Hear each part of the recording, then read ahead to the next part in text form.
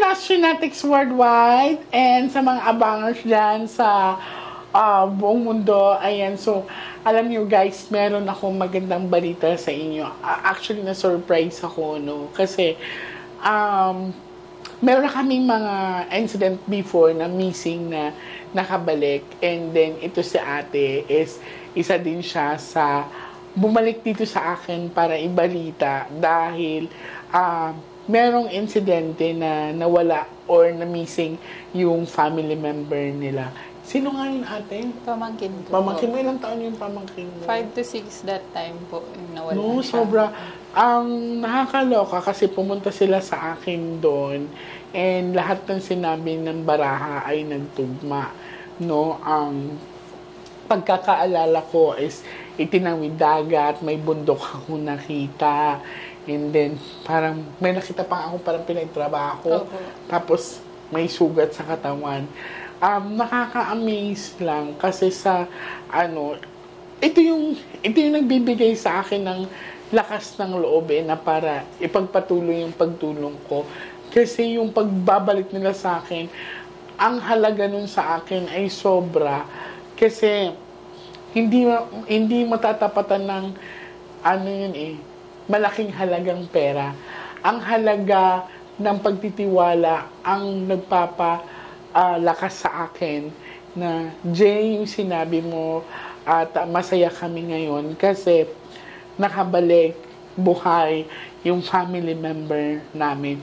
So, ilang araw siya nung nawala, nung pumunta ka sa akin? Nung galing ako dito, nung time na yan kasi, naghahanap na din sila. So, nagta-travel na sila. Pero yun nga, yung binigay mo nga, kung saan sila, parang tinrace na lang din nila yung... So yung mga clue. Oo. Yung binigay na clue na, sa baraha, yun yung binasihan nila. Oo, doon din sila mismo kinabukasan or... Nung gabi din ata na yun, na-trace din po nila na-trace agad nila. Buti mo, ang bilis mo.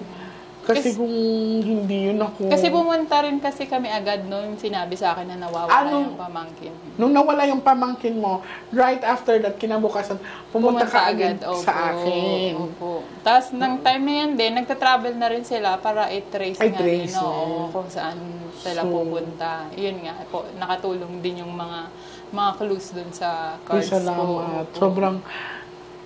Sobrang alam mo yung galakbahan na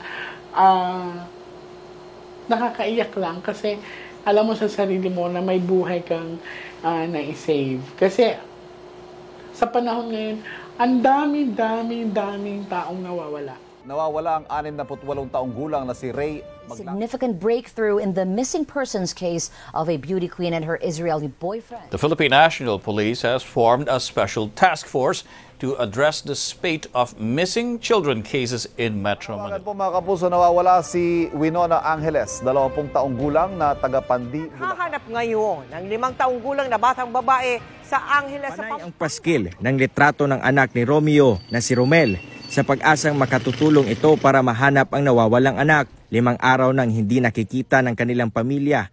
Ang daming missing. Hindi natin alam kung saan sila pinagdadala, no? Pero yun, isa ito sa pagpapatunay na hindi nawawala ang hiwaga ng kapangyarihan ni Lord na magtitiwala tayo, makakabalik ang mahal natin sa buhay. So, ano ang pangalan ng pamangkin mo? Christian po. Christian. So, Christian, sana makadalaw ka din sa akin. Kung mapapanood mo naman to, I'm looking forward na kung makavisit ka, as in talagang, welcome ka sa bahay ko and gusto kitang mayakap kasi, yun ay papasalamat ko sa'yo na safe ka. So, nakita si Christian sa may bukid. Sa may bukid, parang pinagtatrabaho na din po siya doon. Pinag-construction. So, parang talaga siya, modus or yun talagang gawain ng kasi, ilang bata pa ang nandoon, ate? 2 yung nakuha sa barangay nila So, magkasama rin silang na-rescue. So, hindi sila magkakilala? Magkakilala po nila yung sinamahan nila, which is doon din nagtatrabaho. Pero yung 2 bata, magkakilala? Okay. Po. Silang 2 po yung sumama. Ay, Tapos, dalawa din po sila yung na-rescue nung time na yun. Hindi kinulong yung kumuha.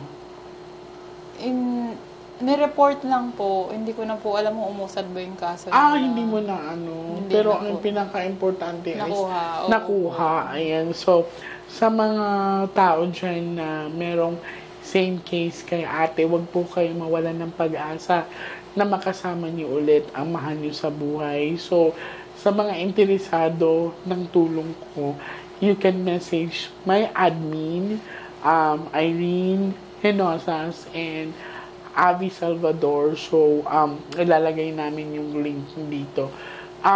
Ito sa ate, gusto kong pasalamatan din sa pagtitiwala niya sa akin, sa pagbibigay ng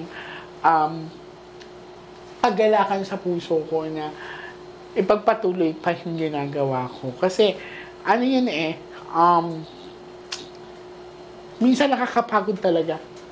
Lalo na may mga taong judgmental sa atin, ang dami-dami na laging sinasabi na nasa na yung mga tinutulungan mo, mga ganyan-ganyan.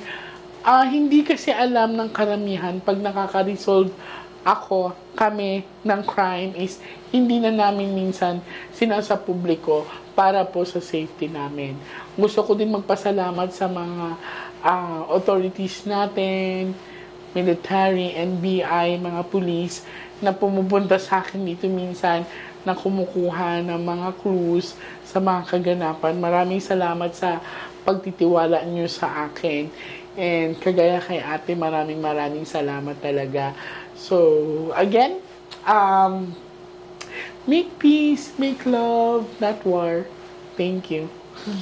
Thank you po. Salamat Thank you ate. din Mag-ingat talaga. kayo palagi ha. And alam niyo, kung kailangan niyo ng guide, nandito lang naman ako. Opo. Thank you so much, Darling. Thank you po. Thank you.